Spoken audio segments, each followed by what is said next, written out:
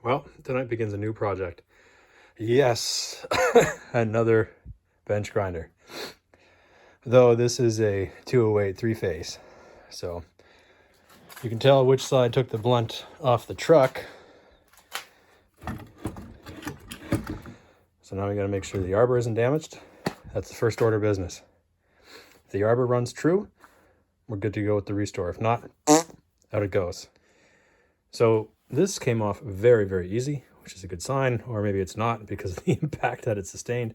But if the rotor is true on either end, we'll go ahead with the restore. And that's what I'm checking right now. This housing is cracked. Here's a piece of it. I might try to weld that back up together, or I might do the easier route, which is a very strong epoxy after cleaning everything up. The epoxy trick worked very, very well in the dividing head and has had excellent results so far. So that might be the easier route and the best application for this, because essentially that is a positioning piece and it's non-structural. It's not bearing anything. So with this coming off, we will check and see if the rotor is indeed true. All right, so there's the part where it snapped and the back edge, and then it also shattered the glass and cracked the frame. So I have to determine what kind of metal this is made out of. I hope it's aluminum, then we can weld it. If not, it's going to be the epoxy treatment.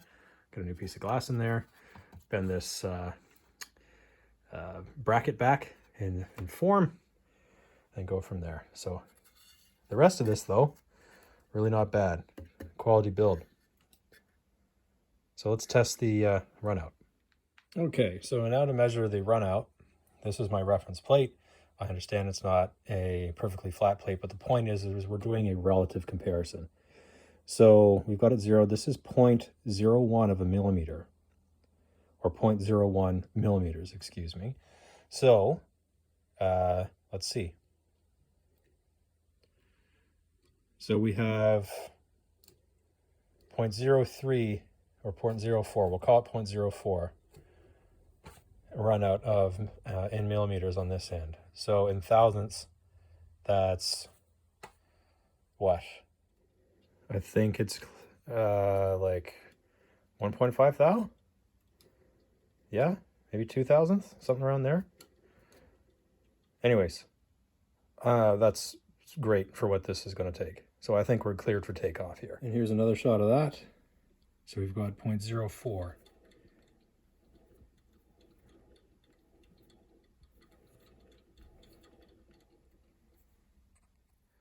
Okay, so what's next? So here's our broken piece. This flange is still on there. I'll try to knock that off just to make sure everything on the inside is still good and maybe get a better surface. I'll hit this with some Scotch-Brite, I think, just to get any sort of high spots off, and we'll hit it. And by hit it, I mean we'll look at it again just to make sure the run out is what we measured before.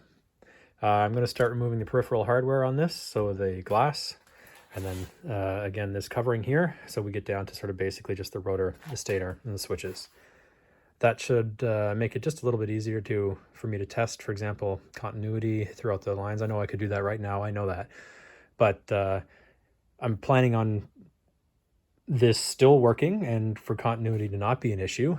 If continuity is an issue, it's going to be scrap anyway, right? So anyways, yeah, I'll go off and start taking this apart.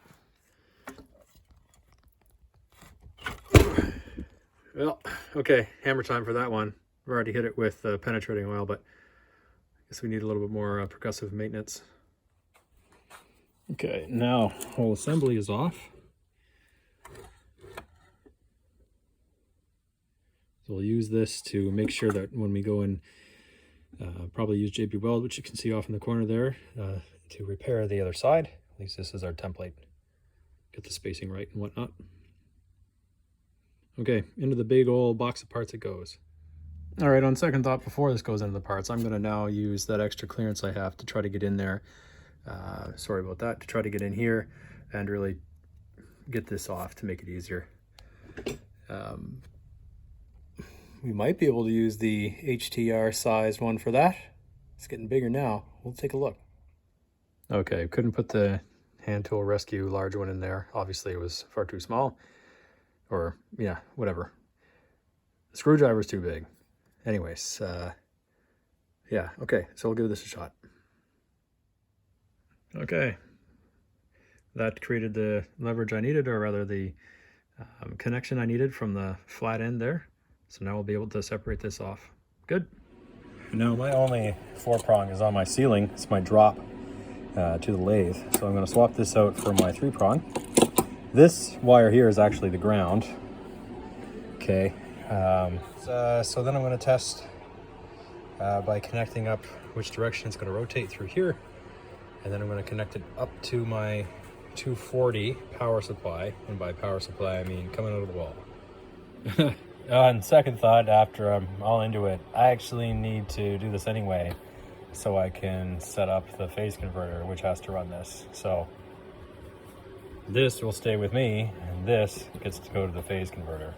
Okay, well, before I get the phase converter all out, I'm going to finish getting these connection pieces off, and I think I can just sort of, I don't really want to get the puller, but maybe I need to. This is already broken, so I don't really want to hit on this to knock this out, so maybe I will get the puller. And hopefully that's not seated in behind there, which I don't really think it is. It's got to come out. So get the puller, yank that out, and then, yeah, we'll go in there. So I want to do a quick look for any set screws here because I don't want to damage anything. I don't see any evidence of that. This is really hard to get off, and so is it on the other side too. Maybe I should think about this more before I put the puller on it. All right, I decided to go soft there with the wrench first, and we are getting movement and everything is not bending. Everything's coming out perfectly, so this is how we'll get them out so that we can get these off and clean them up nicely. Still under the assumption here that this works. And I didn't have my tripod set up to film that, but there we go. Nice and easy. We'll heat this up before it goes back on, that's for sure. Okay, so for quick reference, all I'm going to do now is just mark it. So relative to the front of this, it'll be coming off the right side. Where's my pen? There we go. There for right now. All right, there we go. Not sure if you can see very far into that, but lots of grime. Let's see what this looks like at the same time. Looks pretty good. Yeah, nice grinder. So go through, get all the grime off, and continue on. Same deal on this side, using the puller, getting rid of this, and we'll take that off. So I've started to file down some of these edges here, or the burrs that are sort of sticking up from where the wound on this rotor is. I might have the right die for this. I doubt it, but I might. I've got to go large on the Imperial side, and we'll see what happens. Well, I did check my the large dies that I have, and it's only metric, so that one works. Imperial shaft, so yeah. Okay, we'll check the grease fittings. Everything seems nice and smooth in there. I may not touch those. It's all pretty much sealed, not worth getting into. But now I think it's time to wire it up to the VFD. Let's see where we go. Oh, wait, no, we're gonna check the lines first. Okay, here's the inaugural test. Lines are clear here. Okay, put this down to minimum. Run. Actually, we're gonna flip the load on first. Run.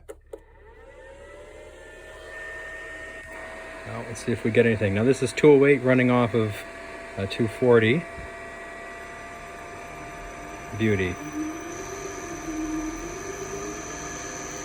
Nice and smooth. There's 20 something hertz. I don't want to pump too much heat into this.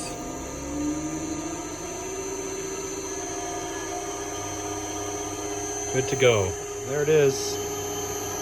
That sounds great. No wobble.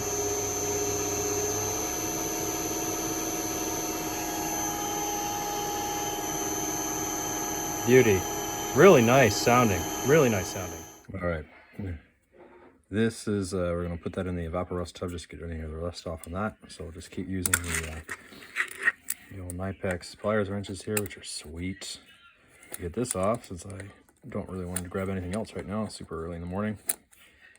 My kid's not sleeping. Anyways, yeah. Get going on that and pop that out. I don't think we'll do any rewiring of the switch. Maybe just polish it a little bit. It's fine. Get that nameplate off. and then continue on.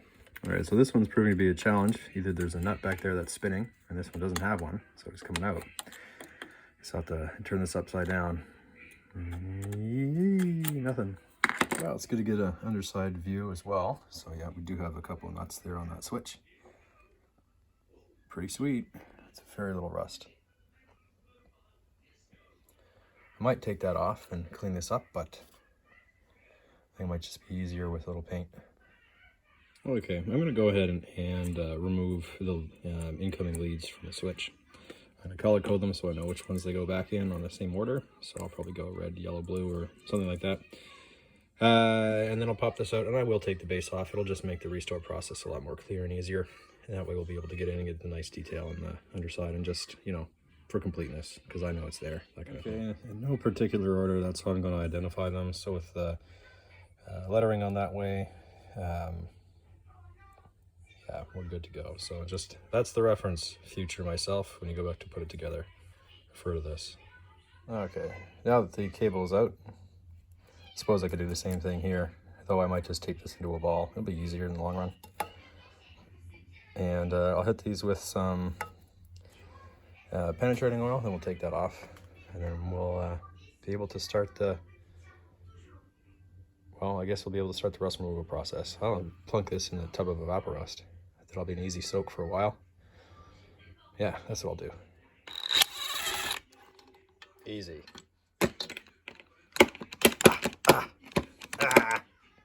Okay, with those 4 bolts out, I'll get the underside a little bit rusty here, not great.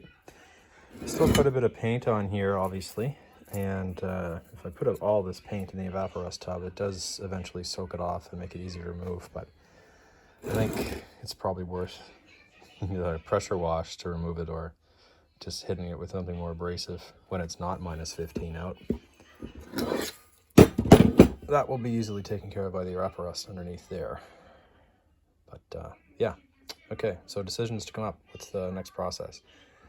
This is going to be just fine as is. I will remove the excess paint, and yeah, we'll just tape up the switch.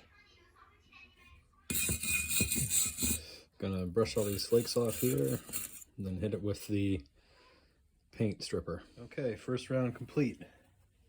Again, only doing the top.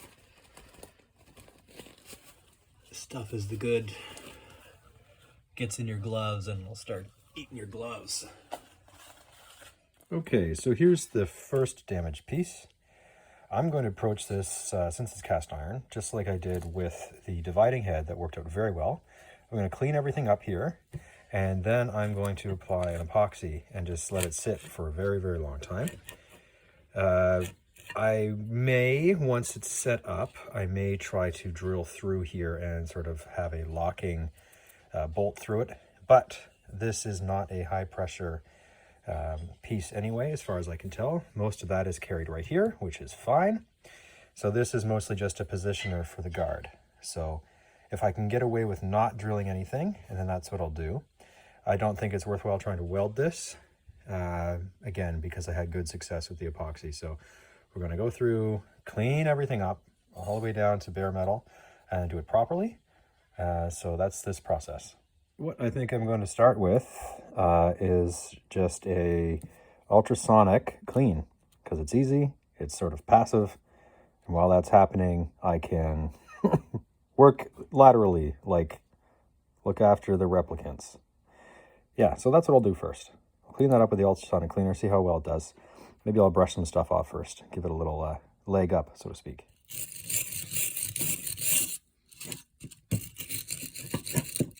Yeah, you know what this looks like. Okay, I got a fair amount off. I kind of want to see how well the ultrasonic cleaner can do.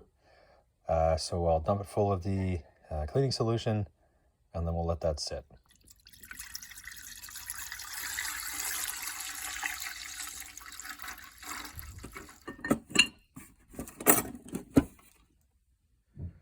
Okay, parts are in. You can't see them, but they're in there. Yeah, there you go. Let's do this for about an hour or so, and let's see what it looks like. Okay, we're gonna put it to the full 50. It's actually only at 8, and we'll do it for 30 minutes. So I'll come back here every 30 minutes. I think we'll start with an hour and we'll see what happens, and plug your ears. I'll try to down the volume here. Yummy. So this is after 30 minutes. Look at that yummy soup. I'll see what it looks like when we take it out here. Where's my camera holder thingy? Yeah. Hot. Well, it did a fantastic job getting rid of that extra layer of paint. I think we'll keep going for another hour. But I'll probably get rid of some of that paint before I put it back in because it's just going to clog the bottom of it. Okay, so this is actually doing a much better job than I thought it would. It really got in there to help break up everything. And it's doing the, as I mentioned before, the job of getting rid of that exterior layer of paint back down to probably the original. I'll put this back in for another little bit, probably only half an hour instead of an hour. And we'll stop this one, let it dry out, let the paint flake off in a better environment. Maybe put some other stuff in too. Or I might just put those in now. Yeah, probably now. Okay, while that's going, while the sonic cleaner is doing its stuff, we're going to start fixing the other broken parts. So we already have the measurements on the glass that we need from the good one. So now I'll take everything off here, and then we'll see about how we're going to go about fixing this. I'm not sure if this is aluminum or not. I think it might be an amalgam of some sort. So I might be able to weld this. I would prefer to do that, I think, rather than epoxy it. But again, not sure. We'll see how bad it is or think on it more as I get into it. But for now, get rid of the glass, see what we're working with, see the extent of the damage on the inside. Okay, with the cover off, it doesn't look too bad here. This is going to need to get rebent. This grommet will have to get, I'll just use a new one. This line is probably okay. Yeah. Anyways, okay. So we do have this is entirely cracked off. And the only thing holding it together is that. So, okay, more to think on. I'm doing this with earmuffs on as I do the ultrasonic cleaner, so I'm not going to bother putting on the video for it. It's just taking off some lines and stuff. So 115 10-watt bulbs, yeah, this is the one that came off of this side. And it did not survive. The filament's off on the inside of the bulb there, so we'll have to replace that. Yeah, and okay. Just get rid of that next. So all these have a little snap ring underneath that. Or not snap ring, but, well, I guess so. Something like that. Okay. Dual pane.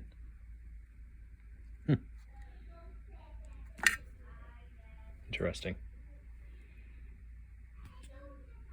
Oh, it must be like that in case you get a something flies off the wheel and smokes it. It doesn't just shatter everywhere. Okay. So here's the damage.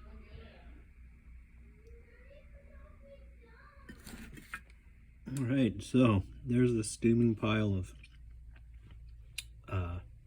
parts. It did a really good job at getting rid of this paint. Nice. That hurts my fingers to hold, even though I was actually at 55 degrees. So scrape off the paint, put everything back, and dry it off so it doesn't rust again. Probably oil it too. And I think I'll put the other side in just because it did so well. So that worked so well, I'm just going to try to do the really gross stuff, the rest of it. Got a lot of that paint off. So that's our broken part, our nuts, and the fastening for the motor to the base. Now we have the flange ends and the other side. Okay, I'm going to take these to the wire brush, get rid of that paint, and then I'm going to make sure the area is nice and prepped here, and then we're going to start the JB weld process on this one of a couple of fractured pieces.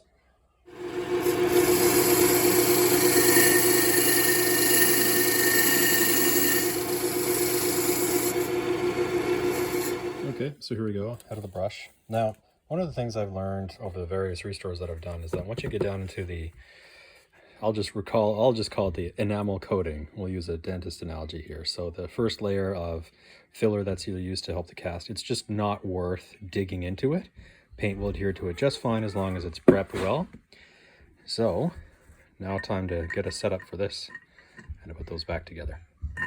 Okay, so my success with this before is just following those instructions. So although this has been polished, it's now without any sort of fragments there. So this should be good to adhere to. So acetone, all the broken edges and just surrounding areas. Then I won't worry too much about over applications because I'm going to wire brush it off again, and that's fine. It's easy. The bigger problem is going to be how am I going to clamp this? Now I have a couple extra vices kicking around, so I'll probably use that. And maybe some elastics to help align it. Yeah, okay. So I'm not going to bother filming me wiping this down with acetone because I need to have both gloves for that. And so yeah, I'll get that set up. Okay, we got the two parts there of the JB mixed together. And now I'm going to apply a liberal coating on all this. And then we're going to use 3 clamps to make sure there's nice pressure across the whole thing. Now, of course, my phone mount isn't here, so I'm not going to bother filming that part. And we'll take a look at it once I've got it done. Okay, so I'm just using my finger to spread it. I find using tools with epoxy to be annoying. So I'm going to smooth that out and apply some more and just make sure all the interfaces are nicely coated. And once I'm done, I'm going to put another clamp on each side. Okay, so here we go. I kind of treat the epoxy on these cast iron repairs almost like Bondo, so I'll make the smooth surface there to sort of replace that, that enamel filling that we talked about before. And so now I'm going to apply the last bit of pressure across here, and then this is going to sit for probably a week. I'll go over with my wet finger here and I'll smooth everything out, kind of like when you do on dapping at your house and whatnot. Getting this as smooth as you can now saves a lot of time on the post preparation of the final product with respect to sanding. But I like things to be nice and contoured before then. So almost done this part. And yeah, so like I said, smooth that out and then we'll let it sit for a while. All right, what am I trying to do to this broken piece, monsieur? Getting that nut off. Yeah, getting that nut off. Yeah, like that? Yeah.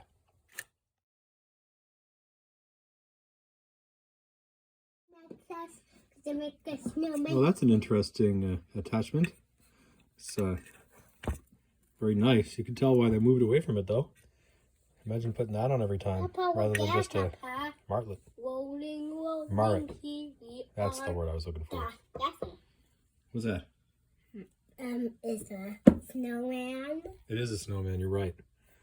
It's a snowman. Well, this looks a lot like aluminum, and of course it said AL on the outside, or the inside rather. So, that means we can TIG weld it. We? Mama. Okay, we'll go and do that. Mama. All right, until later. Aluminum it is.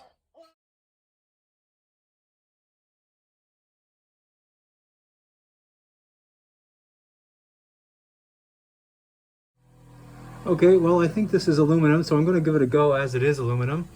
I'm going to just assume that Alcan made it aluminum, even though it might be, like I said earlier in the video, an amalgam or a Zagmac or something like that. So I cleaned off the area. I'm just going to tack this side here, and then I'm going to do I think the bulk of the welding from the inside. So I'm going to get some more clamps to make sure I get the cracks as close as possible. I have wire brushed them.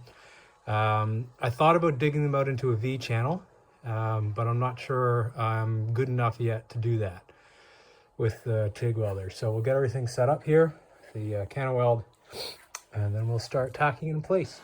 All right, it's been too tricky to get this shot here. So I have a small tack in place, not a very good one. I have to get my pulse settings correct and heat settings correct for this, and I haven't got that dialed in yet. I considered flipping this over and going in from the backside there, and I might do that now. I might grind those down and do it, but I think I need a little bit more contact on this surface, then I can grind it down. Okay, so I lost a bunch of footage through there, trying to get my positioning right and getting the grounding right. I thought I got the grounding right. I had a nice row of fake dimes, I guess you could say, going through the top. And if you look really closely here, you can see that there's the crack that falls all the way through. So although it looked like I was actually fusing these surfaces together, I in fact did not. So there's not enough penetration coming in here. So I have to rethink what I'm doing. Again, I'm fairly certain this is just aluminum. I'm going to go try and cross-reference some of the numbers here to see if it's actually made of aluminum and not that aluminum-esque metal, because then obviously it won't really work. But anyway, at least that part seemed to have fused. But anyways, yeah, not great. I'll have to come back and think about that some more. So I would say that one is a failure at this part. I don't really want to go through the epoxy route. I did discover that it's almost impossible for me at my skill level to do this, so I will fill the back with epoxy once I'm done and grinding it out. Now this cork inlay, I did end up cutting some off originally because I knew it was going to burn, but then I was just sinking so much heat into the part anyway, trying to get this metal to actually pool with the filler rod, that it also started to burn. So I'll have to replace that with something else. Okay, it still looks sloppy, but it's what I got for right now. So this seems to have worked better. My grounding setup is better. Machine is running nice. So yeah, hopefully I can replicate this on the other end. And then, you know, it's the whole grinder and paint routine. So I didn't film all of this here, but I finally got it sewn up. If you were one of those people that early on said, you know what, he should have bored out that channel, you were right. It ended up costing me to not do that. So I went back through with the die grinder, bored out the channel, and now I have something that would hold. Every time I came over here, it would just crack again under the pressure. The back side I'm not skilled enough to do with my TIG setup, so I'm going to epoxy that in. And it'll similar thing over here, although I do have a better connection here. It's hard to see in the video. But anyways, this section is now done. So it's just prep for paint now after I epoxy maybe a little bit of that just to fill it in a little bit since I missed that, and just to make things a little bit smoother. So anyway, yeah, never take the shortcut with metal. I learned that like several times several years ago. Still haven't apparently though. Hasn't sunk in.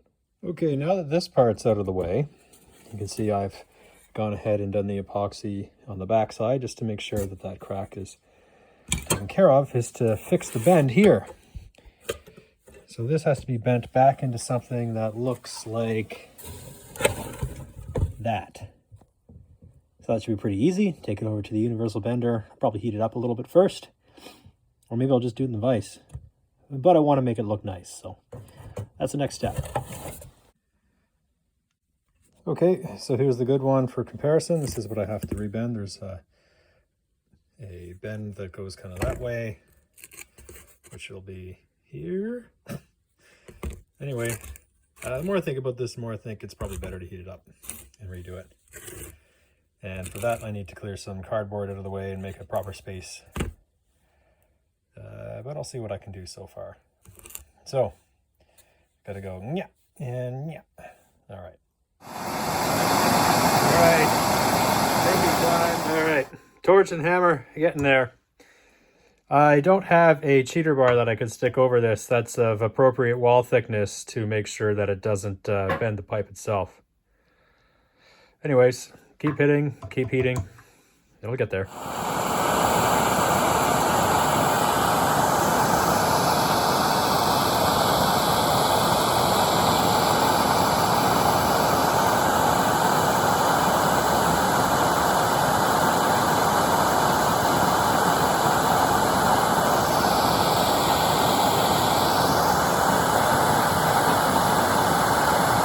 Okay, we'll squeeze that part out.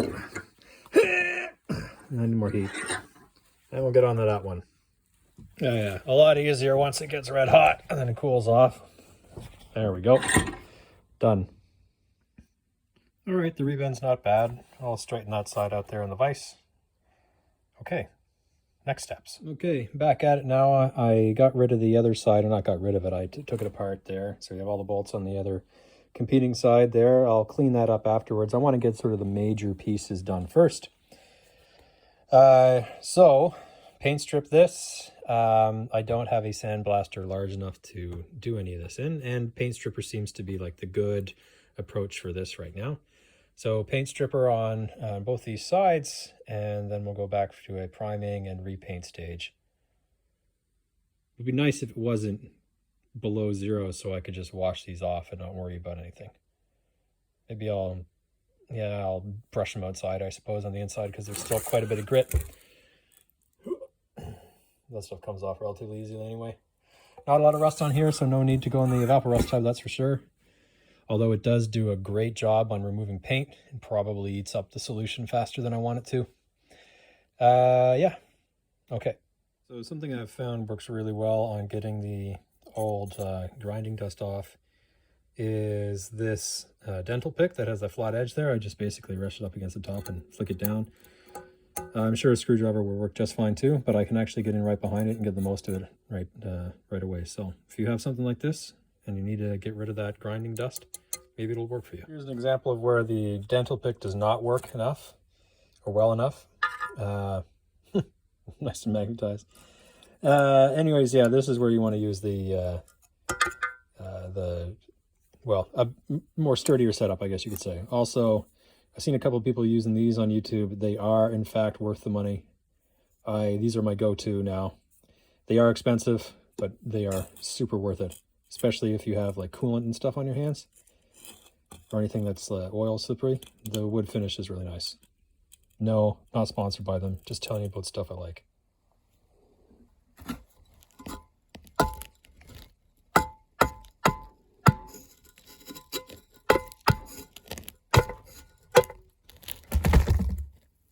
Listen really quietly, you can hear the chemical reaction take place.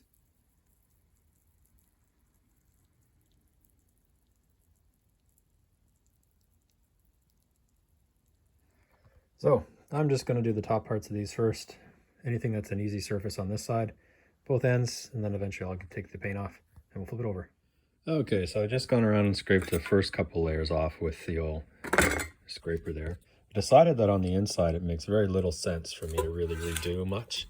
Obviously it's going to be the side that takes the most abuse. I'll turn it around, and the paint's reasonable there anyway. So I might just do a cursory coat, but I'm not going to bother doing too much prep work on the inside. I'll just make the exterior look better, since that's really what we're going for anyway. So I'll put a bit more paint stripper on the exterior on all sides here, and then this will be ready for, I guess, final steps to prime and paint. All right, I didn't get around to filming this part, but it was mostly just painting paint stripper on it. I'm starting to do the barrel now. When it came to this, I just went around the edge very, very carefully with my flat end dental pick here. And what I ended up using to clean off the bulk of the garbage on here was just gas. I had a bunch of other solvents that weren't quite working, and I certainly don't want to use acetone to really remove everything. So yeah, gasoline did the best job, just on a Q-tip actually. There, so if you're looking for something, I mean, most of you who are watching this probably already know, but gasoline is a great solvent. So anyways, I'm going to continue on with that. When it comes to the grease ports here, I'm going to extract them and probably just make them shiny and leave them unpainted. But the process of cleaning up the rest of the barrel is going to be long. Okay.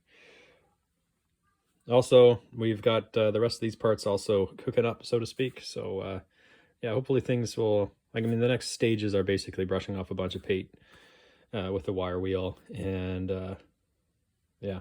Now, I don't think that's the original. Yeah, look, we have the same sort of primer that's showing up, the primer and paste, and there's the original paint, that sort of nice machine shop gray, and that's what we're going to try to replicate anyway. So it's good. We're basically going to paint it back to its origins here. Well, now that I look at it closer, maybe this gray is actually the primer and this was the original paint, but this has been painted several times already. I know that because it's sloppy, so who knows, maybe not, but we're going to try to go back to that. Okay, so this is after the first round of paint removal and eventually some of the enamel removal. I find it entertaining when you go into forums and people say, oh, make sure you don't remove the enamel if you're going to remove the paint. But I mean, unless they're wizards, I really don't understand how you could not remove some of the enamel.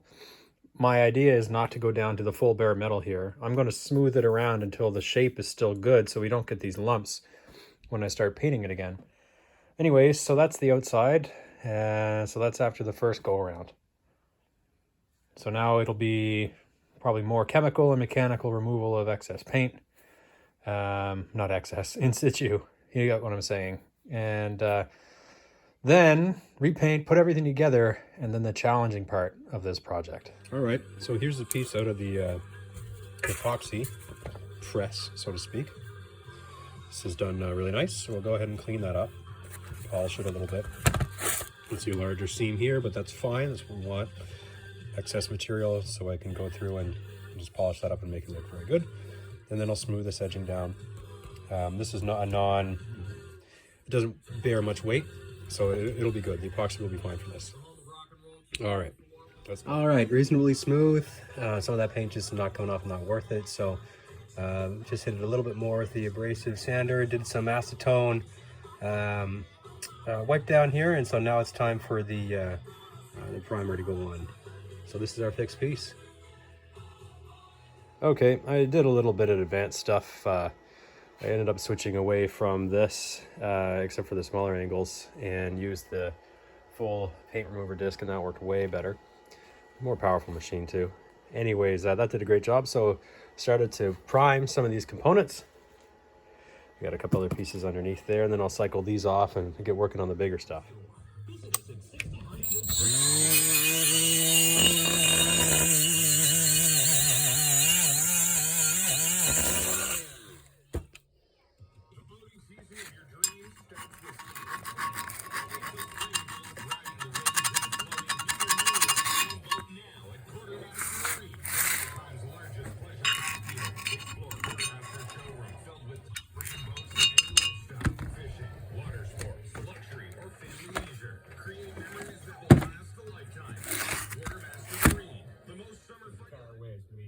All right, I got a fair amount done here.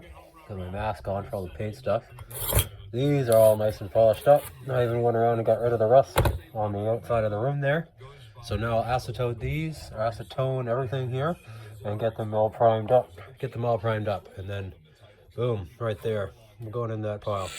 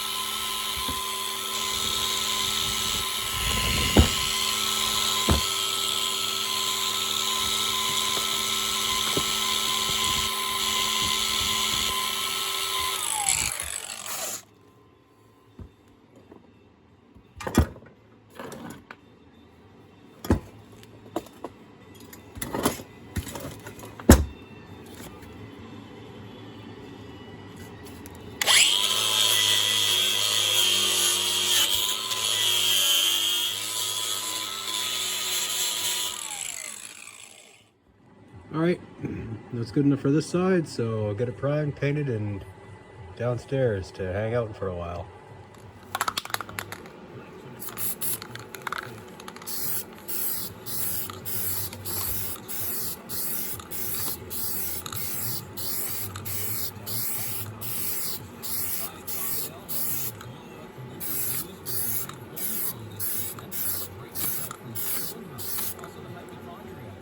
Well, it's time to keep going.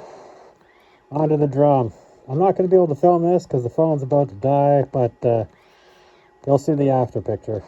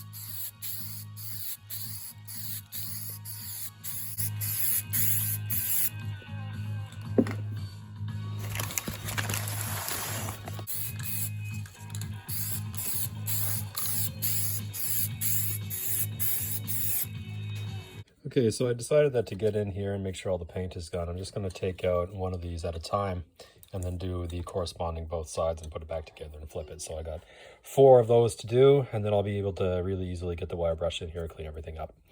And we'll assemble it back together. I'm not sure yet about how I'm going to get into here, but that'll be another process. All right, and after the wire brush, that worked perfectly, or pretty much near perfectly. I'll hit the side again, and yeah. Put the bolt back in and then rotate. Okay, in there is our grease port, and it looks pretty good actually. I might top it up a little bit. I'm not sure if we can really get in here. Yeah, there's not going to be any real way to see what's good in there or not through the phone, other than the flash, and I don't want to do that. But I'll put a little bit more in once I figure out well, I'll make sure I'll try with grease I can, make sure it doesn't separate. So I have the right grease compatibility here. Then I'll fill it up. Okay, I did a match here, and we're not losing the oil. So these two are going to be compatible. So I'll fill some of it up with the Silver Max there. Here we go. We got a little extra in here, and there's an air bubble in there. So no, I didn't fill it all the way up. Once it gets warm, obviously that'll move around and whatnot. But so that's replenished, so that's good. Now I've got to think about how to get these out. The knife seems to do a fairly decent job at that. It's just slow.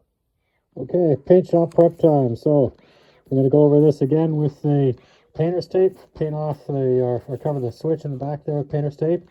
And then I'm just going to have to do probably about 1/3 each pass. So 1/3, then switch it around, clean the other side really well, prime that, switch it around. Here we go. Okay, well, we've come to the machining part of this project. I need to, I guess, well, it could be machining. I haven't decided yet whether or not I'm going to turn this down. I don't have any better stock, and I don't really want to machine an end down to fit in this as a locating mechanism. So I think I might have some other possible options to do that. But in any case, the goal is to heat this up and then to press a similar shape through that. Now this piece of 3/16 stainless is pretty much the perfect size to do that, or at least the best die that I have to do that. So I'm going to flip this over since the bend is already moving that way. I'm going to heat this up with the torch. It's got to get red, and then I'm going to bring it over to the press and hope for the best.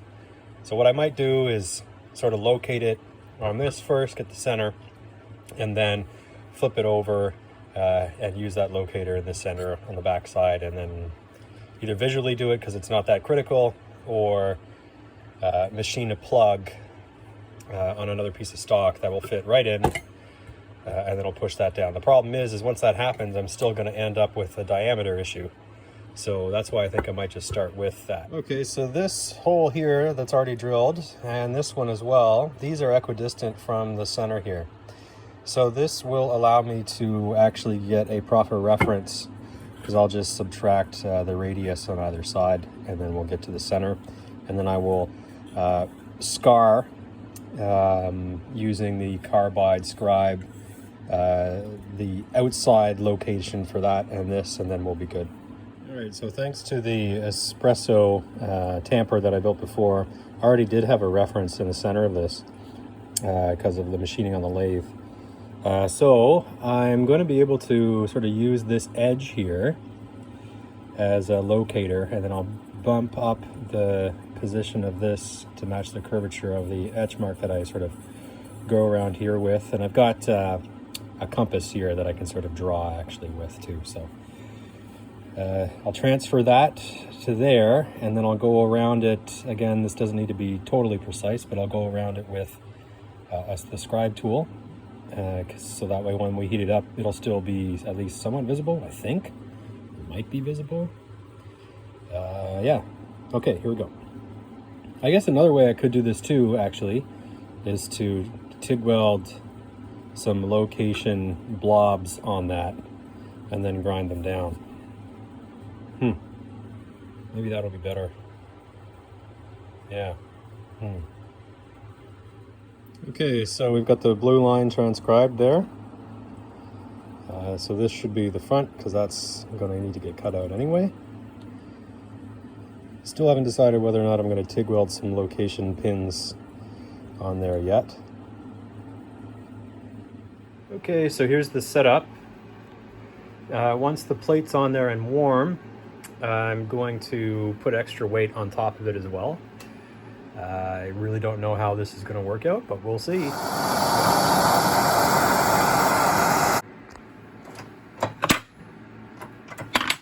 Ah! Damn it. Well, I guess the backup plan is this pan. So inspecting the failures of this, I thought I had it hot enough just to start setting a groove in there, but basically on the first press, kablam, equidistant cracks.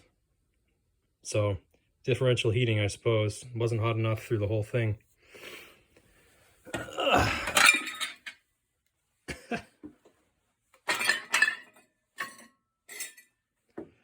Womp womp. Well, now that the first attempt at building that new plate failed miserably, I got some time to think about how I'm going to redo it. So during that time, we're going to run things in parallel, and I'm going to get these all first coat painted here with, we're going with gloss smoke gray. It'll be pretty close to like a nice machine shop gray. I've got it on the mill, and it looks pretty good. So we're going to run with that.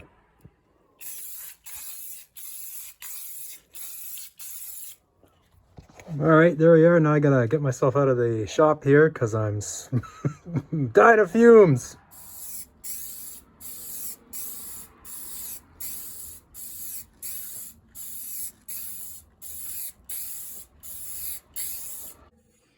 Okay, so I've had this old piece of, I don't know what it is, looks like a cabinet for a while.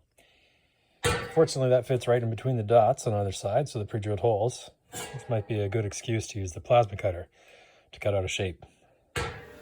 Okay, plasma cutter up, and the fireball tool clamps for exactly this reason, to get up and under the lip. These are sweet for that, or for that. Anyway, so ground off some contact points, gonna run it along here just to trim off the fold section, and then we'll get into the circle part.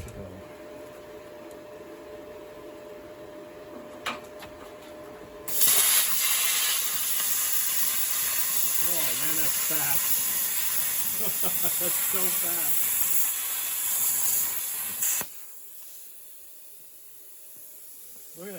That was so fast. All right. Yeah, we do all the trimming and stuff afterward. Okay. And contact.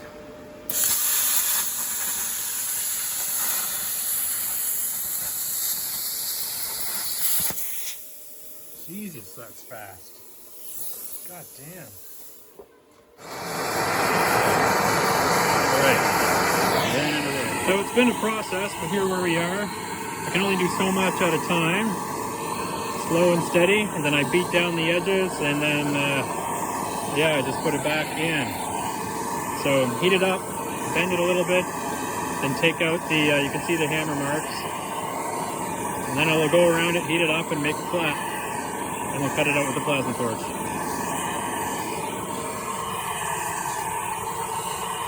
All right, so I have the motor itself balanced on my health food bins, as you can see. Final paint coat's on there now. So now it's the reveal of how close did we get this. I probably need 2 hands for that. Hopefully everything looks nice. I think we did a good job with the, oh yeah.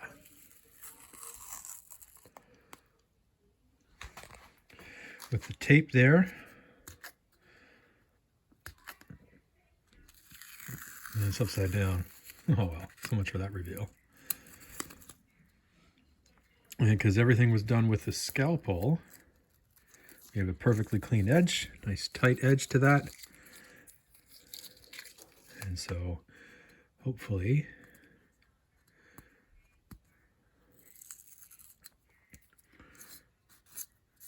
there we go. So now it's time for reassembly. And take the coverings off the grease fittings. I like that. I like this color scheme with the just the sort of the color of the metal itself. I think that looks sharp. This is the I don't know if I mentioned this already, but the Krylon Gloss Smoke Gray. You really have to shake this stuff up, or else it'll come out looking a little bit more light blue. Similar to what I did on the dividing head. It's actually the same color. That is the same as that.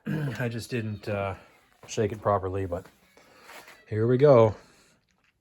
So yeah, like I said, reassembly, and still gonna make that end cap. So I've got half of it back together for a fitment process, and the reason I'm doing this is because at the beginning I never really bothered to see just how much of this outward cap we actually need to do for the recreation of it. And it appears that we need pretty much all of it.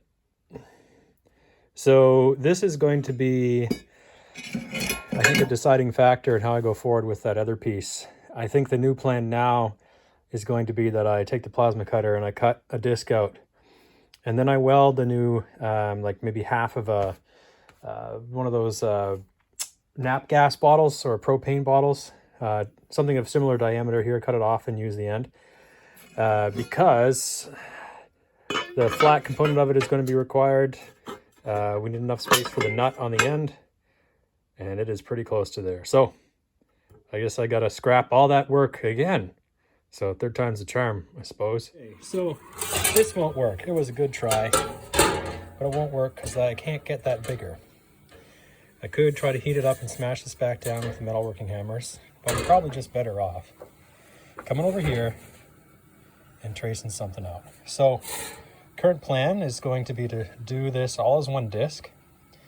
I don't know how I'm going to treat the center yet, so I'm just going to keep it as one disc. I plan on taking a propane cylinder or maybe a nap gas cylinder, cutting it off and then welding it back on. But before I do that, I know already that this gauge material is so thin that I want a lot of extra room here. So I won't necessarily cut this yet. I'll keep everything, I think, as one giant disc, because when I have to go through here, I may end up actually having to use that extra metal to dump some heat into while I'm welding the container on the top to make the bell. So I'm just going to cut a big disc here, and hopefully the angular or the circle cutter that I have for the plasma cutter will actually perform. This will be the inaugural test. Well, that worked fine. A little bit of a bend there. I hooked that down with the hammer, but this worked really well. This tool here, totally worth paying for it. $30 or something. So yeah, now I'll map on where I want the cover plate to go. Just gotta find that again, and then there it is. And then it's the weld process. So pretty much spot on as far as dimension is concerned. Easy. I'll just use the proper punches to line those up, and yeah, go from there. All right, next steps. Okay, here's the last attempt at this. This radius is pretty much perfect in here. Because this is the nicer looking one, I want to cut this, cut that, weld that section I cut off to the plate we just cut out, and then go from there. All right, so again, this will be slightly offset, not that much, but cut this. Now, I'm going to cut it in multiple sections, and the reason I'm going to do that, or at least I'll cut it in half first. Well, no, I'm going to cut it in multiple sections because I want my last piece of work to be the one once I dial in the settings for it. So I'm going to take the piece that's not going to work, and I'm going to practice welding on that and getting the settings correct before I move over to the finished piece here. So yeah, I'm going to cut. I'll get the right height for this to cut, and then I'll cut that top of this off, and yeah, it has already been drained of propane, so it's clear, good to go.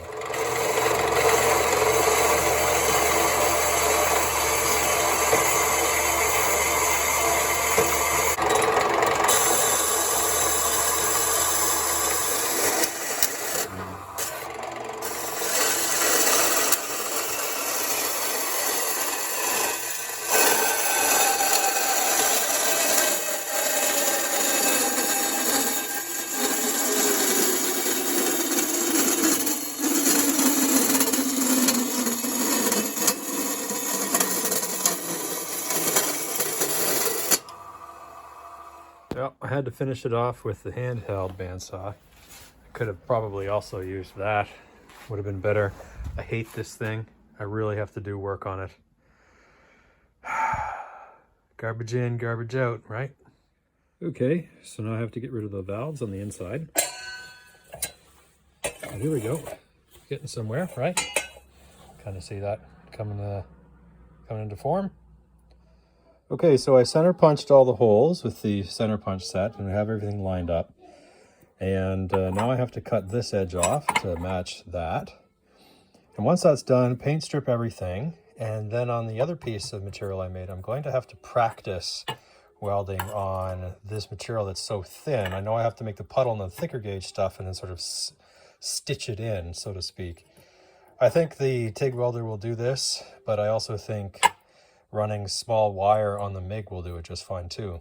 So I'll have to learn a little bit more about how to weld together some pretty thin stuff. Okay, time to cut.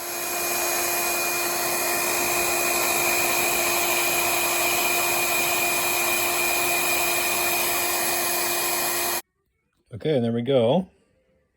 Off the edge there.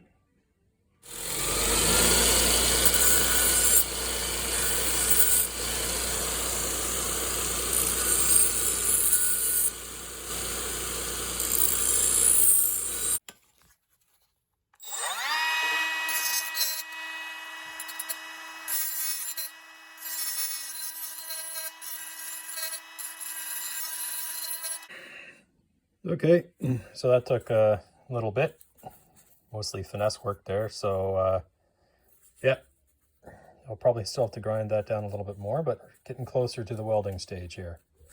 All right, so there we go. That should tie in nicely. So I thought the arbor had to be, centered with that bump there, but turns out it's not. This is the original side, so yeah. So my dimensions for this are spot on. All right, now we have our first test run, and that looks pretty great. Okay, so I drilled the 4 holes, and there we go. Now, I do have to clear out a lot of material on the inside, because it shifts forward and back. And then once I get that taper there, I think this is going to look pretty good. Okay, so now I'm just going around that residual inside with the die grinder to make a nice better fit.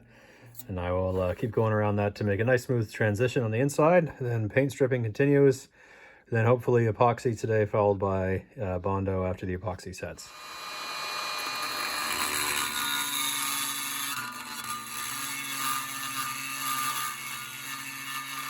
Okay, so now that I have that nice and etched out, I will go around and smooth off the edges and get rid of the burrs. Okay, so this is looking really good now. Nice covering on the inside that could pass as reasonable. Okay, so now I have to get all the debris and paint away from the welds, clean up the rest of that, and then prep it for the epoxy, and I'll go through and make this edge nice and pretty too. Okay, we're all prepped now. So I've got a couple of blow-throughs that I have to fix, and then I'm going to put some tape on the underside, and we're going to epoxy these in, and we'll smooth everything over, polish that, and then I want to build a little curve here to sort of match this sort of nice curve out. Don't really need to, I just kind of want to hide the weld spots. So, yeah.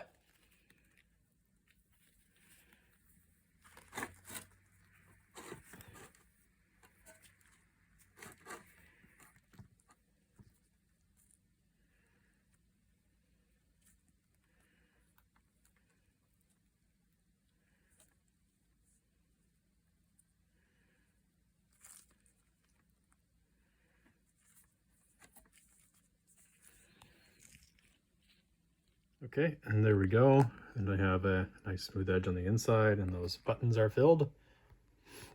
So let this cure and get back at it next weekend. Okay, so I've started to wear down the top parts of the epoxy, and now for some Bondo. So I've scratched up the JB welds, and then I'll put a little curvature on the top and on the sides to cover those welds, and to make a nice sloping surface there, and then we'll see how that looks. The idea is to sort of recreate that curve. I don't have to do this, it's definitely overkill, but it's better than underkill, I assume. Unless of course it falls off. Okay, so I think I have a decent enough slope on there. Everything's starting to harden, you can see it's starting to pull off, so that's where I gotta stop. Yeah. I guess it's, well, hopefully it's good enough.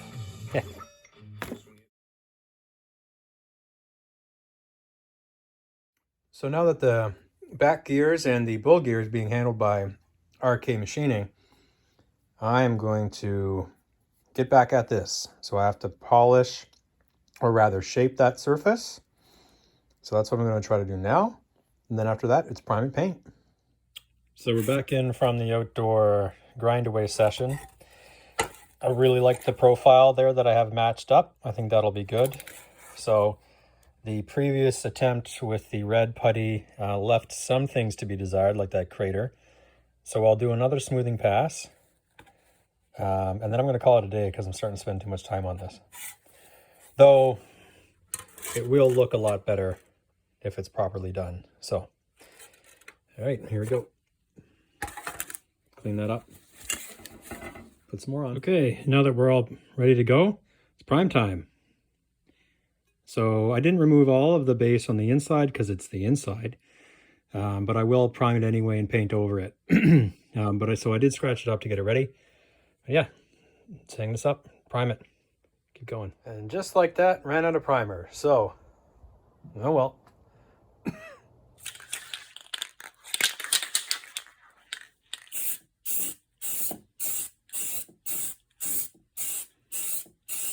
And there we go. Let's see how this turns out. And trim the bolts with me here, and then we rounded them in the tip of the drill on the multi-tool grinder. And here's the cover that was we built. Yeah, that looks great. And lots of clearance. Good to go. Hot. What's that, Big Peach? Oh, it's because I thought I was going to use that for a cover, but I'm not going to. Okay, so we're ready to go into the next step, which is going to be the mounts and the electrical. I've got corporate here, making sure everything is still going to plan. And then there's the other side. Now I do need to continue to put coats of paint on, but there is a paint shortage now. So, yeah, anyways, continuing on. I'm really Daddy? pleased with how this worked or turned out. That looks great. So now is to clean up. I'm going to pull all the little bolts and stuff that have some rust on this for a while. And then I have to figure out if these are even made anymore. I'm not sure they are. And then get the lighting sorted. These are polishing up nicely, and all I'm doing is just hitting it with penetrating oil. So one side's glossy, one side's not. Keep that nice fancy one on the outside, because, you know, you'll want to see it. Anyways, yeah, these parts are easy, so get them out. Well, we have a little sub-container of evaporust and the rest of those bolts there. 30 million years later, and I'm finally getting the motivation to finish this with all the other stuff that's going on. So we know we have one piece of glass to repair. We know we have to redo the wiring and come up with a better mechanism here. And yeah, so originally I wanted to put like a button down here to switch on the lights. Not sure what I'm going to do by the time we get to this. Either way, it's time to get going. We got the old power stat here. So let's see if oh yeah, that one works still. Mint. All right, to go through these, I had to use the tweezers to get down in there and hold that stuff together. Slowly and surely, putting everything back in. I'll have to figure out if I'm going to reuse this. I probably will. There's nothing wrong with it. I was thinking about doing another design, but not sure how that's going to turn out. Onward. Okay, I've got about 20 minutes tonight. So the idea is going to be replacing the old line with the new line coming in. Probably drill so I could have independent hookups, so like one here and then one here, flick on. And yeah, here we go. Okay, so here's the setup.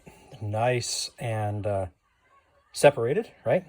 So the greens are the neutral, so the return, and red and blue are hot 1, hot 2, and in this case, like, it's not 240, right? It's a node. We're putting them in parallel so that you can use one switch on either side. Now this is a 3-way. I'm going to swap those out for doubles when I find them, but the point is that I want you to be able to operate only one side only and the other side and both if you need them. So everything should be tied in and good. They both should be in parallel. And here we go. So let's turn one on. Always remember, these always go to the opposing side. So we'll go over here. So that one's on. And we'll turn up the variac. Good. And this one's not on, and that's good. And then we will turn this on here. Perfect. And we'll turn this one off. Good. And then this one off. Great. That's exactly what we want. Wiring setup complete. So I'm just going to put the other two together, and one side drilled there, one side drilled there. Okay, so I'm starting to replace the grommets here. I don't have the exact size. This is the closest I can get. A little bit tricky on the inside. Had to use some encouragement, but we got it in. So I'll thread that through, wire these up in parallel, I believe, and then repeat on the other side. And then once that's done, it'll be placing the holes, drilling and tapping them, and then going for it. All right, so I have the wiring done up here in parallel. And because I had to swap out the gauge of wire for something new, this is my anti-pull through here, little zip tie. So I've got the whites marked, greens marked, blacks marked, just in case I'm, you know, maybe I am the next person that opens this up, and so I can tell it quickly, but for the other guy or girl that's coming to open this, if I decide to sell. Not sure. Okay, so cover plate back on, light bulbs test, and then this one. Okay, so the glass has been proving quite a bit difficult to clean. I've been using a brash brush on the back. You can see all that speckled nature of it. That's actually embedded. You can hear it. So I'm going to try to polish it off. I don't really know what else to use because I don't want to really scratch this up too much, but I guess sandpaper would go over it because they're same hardness, and maybe that'll do it, and then I could always buff it. So I'll see what happens. Well, that's actually doing pretty good.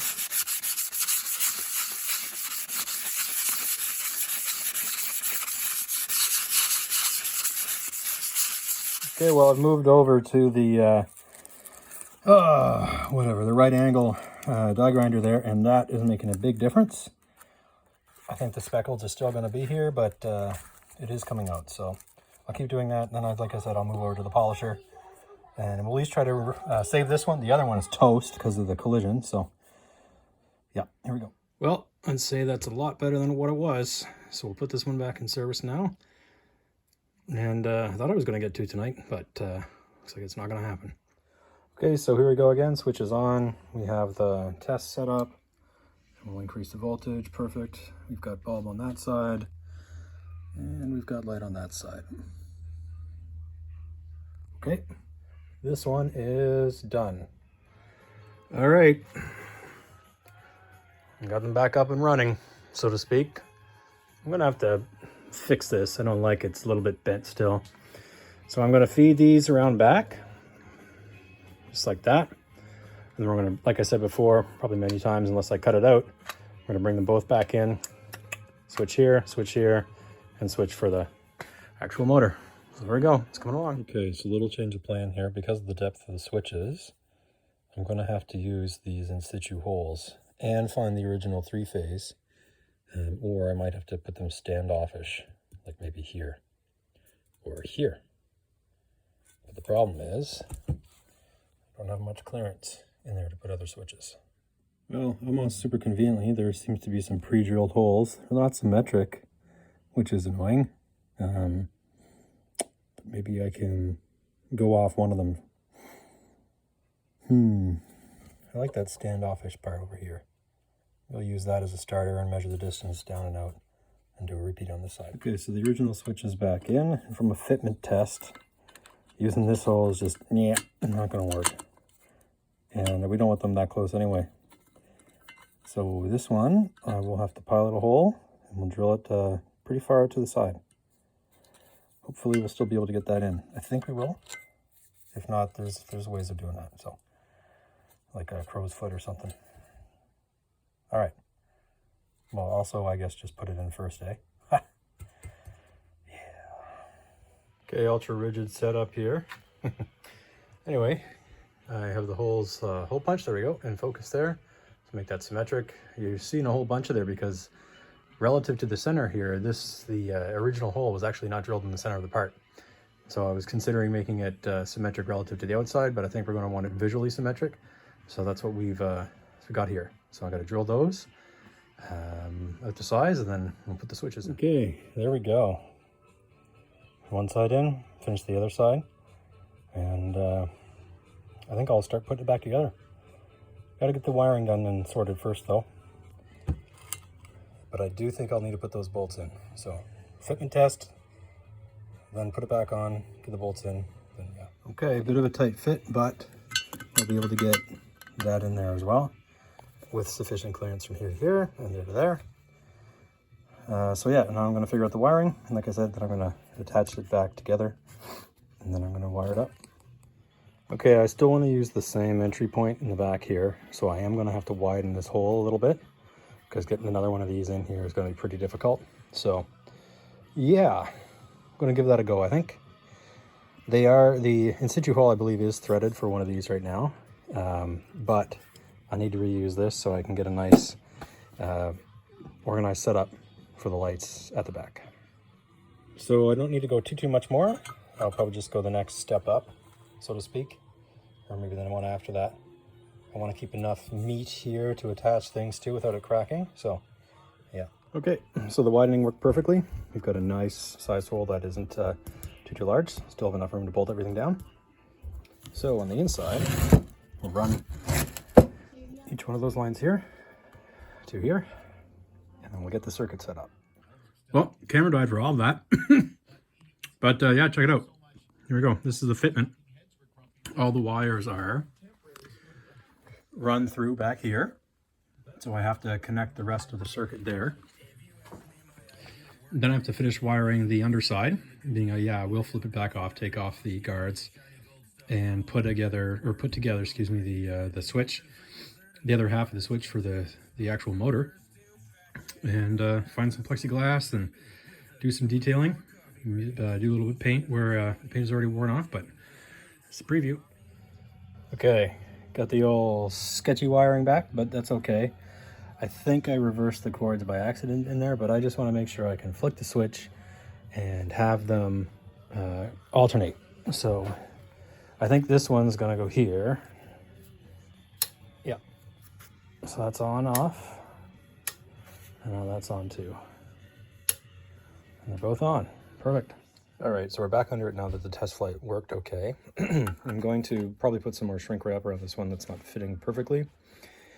And then we'll do the zip tie, no pulley outy cord. And so now I've got to rewire these. So I get to look back at my previous videos from like over a year ago. No, I guess not over a year ago, about 8 months ago. Put them back in order, sew that up, and then we'll get this done. And we can move on. Okay, how many phases do we have here, Big Peach? 3, and they're all prime colors. Sont tous les couleurs primes? Oui. All right, I've got the shop supervisor here with me. And we have the 3 phases lined up again. And I've put some extra tape here because these are a bit wobbly now. I think they always were. Connectivity is good, so I'm not worried about that. I'm just trying to keep them as isolated as possible.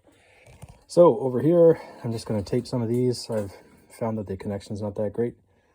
And I'll put it back through here. And then we'll be good to go. Daddy has a whole thing of switches, and I do not know what they're for. They're for switching. Daddy. Okay, so all neat and tidy. Everything's there zip tied. We've got the lock on the bottom, so to speak. I don't have a plate for this. I might make something. But for the rest of the wiring, I'm going to put it on this, which is a pretty heavy duty.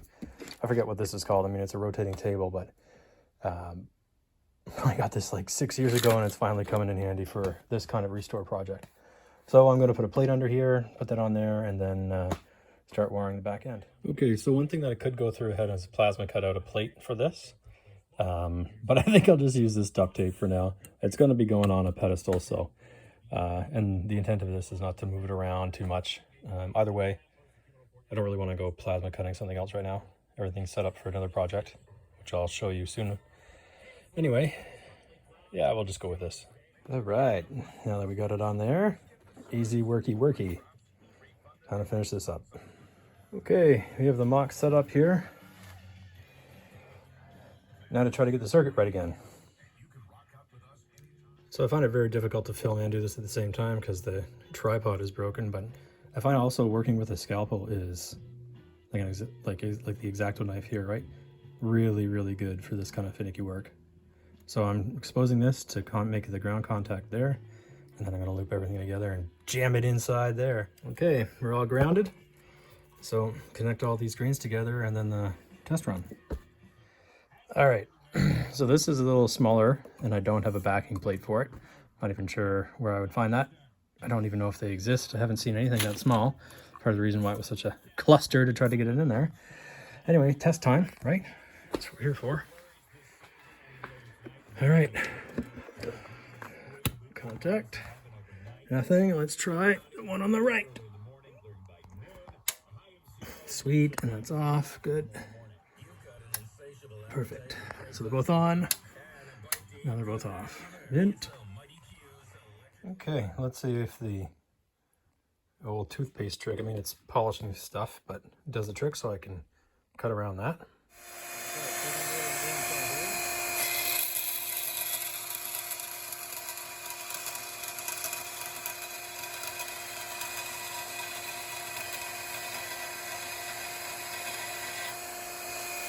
Okay, that's all fixed with the bolts I had lying around. This looks much better. Tighten up. So time to put everything back together again, and then do a once assembled final paint coat due to the stuff like this, like wear process throughout the restore, and then it's done. Oh yeah, I gotta make the plexiglass too.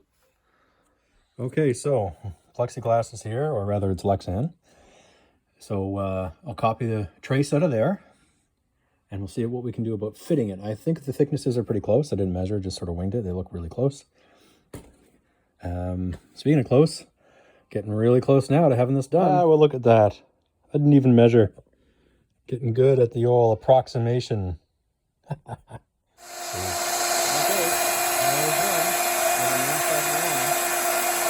Okay, Okay, so that came out well, but the depth of the saw is not enough, so I'm going to have to use this old thing. Look at that. Right tool for the job. Okay, so here's our cut piece. Took a little bit longer, but oh yeah, look, that fits pretty much almost perfectly right there. Getting closer. All right, and it's on. Put the last one here. I might put some of the fluffy side of Velcro underneath this, where the area where I burned off the cork. We'll see. So last one in, then this goes over, everything gets refastened on, and then it's going to be final paint, I think, and maybe touch that up with some blue. 20! It makes 20? Yeah. Huh, okay. Did you mark on this? Oh, so Taz, we have the back of them on. Should we spin it around now? Yes. All right.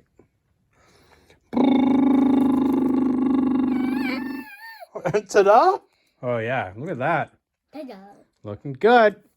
I almost wonder if I should just replace that glass because that is so much nicer. Okay, well, there we go. All around. So now it's going to be do the minor details, another coat of sort of finishing paint, I think, or I may just go over with Q-tip, and like I gotta fix stuff like that. That's scratched. Not because it makes it look gross, just because I know it's there. Now I'm gonna get rid of the 1 and the 0, put some on-off on that, and I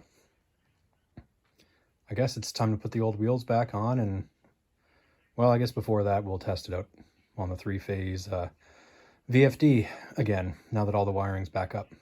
Check out this high tech, yeah? Off. Got it. So, yep, yeah. Okay, they're off and on. And yeah, now for the other minor stuff, eh? I really want to get this nice and blue again. Okay, so my idea with this is I'm going to put some die chem on a very, very, very thin brush.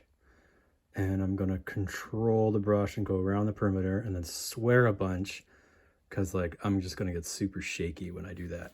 But yeah. Okay, I found some LEDs to replace these incandescents. So I hope those are coming brighter. Man, the plexiglass or Lexan looks a lot better on this side than here, eh? Easy fix.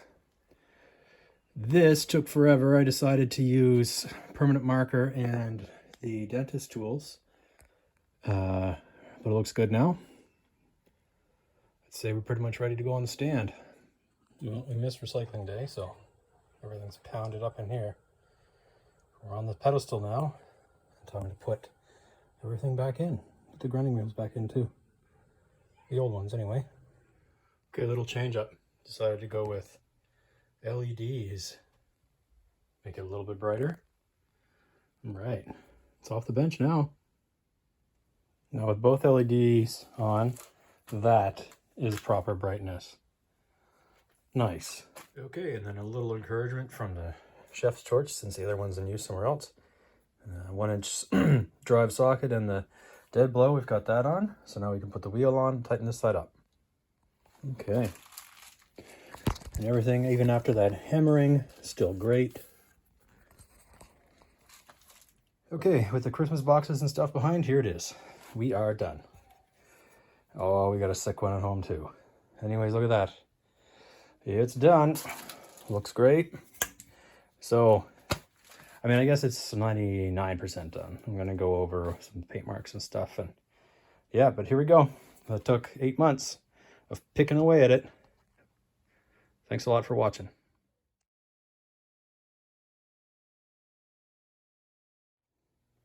So remember that old bar that went from here to here? That thing? Maybe what I can do instead is just put the VFD on it. That would be a lot easier. I was just testing it. And now we have this up here, nice and sturdy, not as wobbly as before, thanks to the back piece.